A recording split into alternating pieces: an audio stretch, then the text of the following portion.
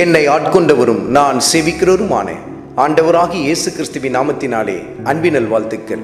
கிறிஸ்து இயேசுவுக்குள் மிகவும் பிரியமான அன்பு சகோதர சகோதரிகளே, மத்தேயு எழுதின சுவிசேஷத்தில் 2வது அதிகாரத்தில் 11வது வசனத்தில், அவர்கள் அந்த வீட்டுக்குள் பிரவேசித்து பிள்ளையையும் அதன் தாயாகிய மரியாளையும் கண்டு சாஷ்டாங்கமாய் விழுந்து அதை பணிந்து கொண்டு தங்கள் பொக்கிஷங்களை திறந்து பொன்னையும் தூப வர்க்கத்தையும் வெள்ளை போலத்தையும் அதற்கு காணிக்கையாக வைத்தார்கள். நம் ஆண்டவர் இயேசு கிறிஸ்து இந்த பூமியிலே மாம்சத்தில் வெளிப்பட்டிருந்த அந்த நாளில் அவரை தரிசிக்க வந்த சாஸ்திரிகள் செய்த காரியத்தை பாருங்கள்.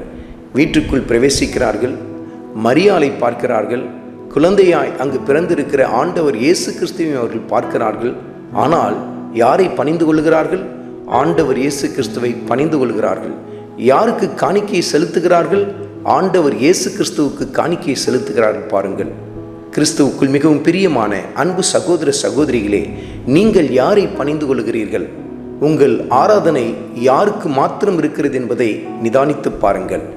இன்றைக்கு பாரம்பரிய சபையை சேர்ந்த ஒரு கூட்டத்தை சேர்ந்தவர்களாய் நீங்கள் இருக்கலாம்.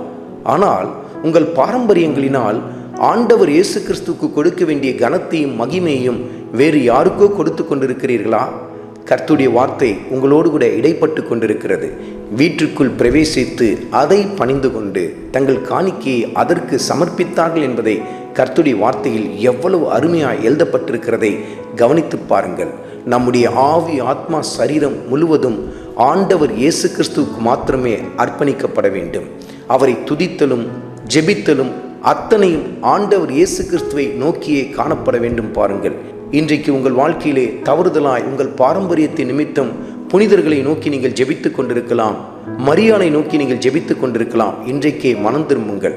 கிறிஸ்துவின் பிறப்பின் நாளை கொண்டாடுகிற இந்த அருமையான நாளிலே உங்களுக்குள் கிறிஸ்து இயேசு மெய்யாகவே வார்த்தையின்படி பிறக்கட்டும். வார்த்தையின்படி அவருக்கு ஆராதனை செய்யுங்கள்.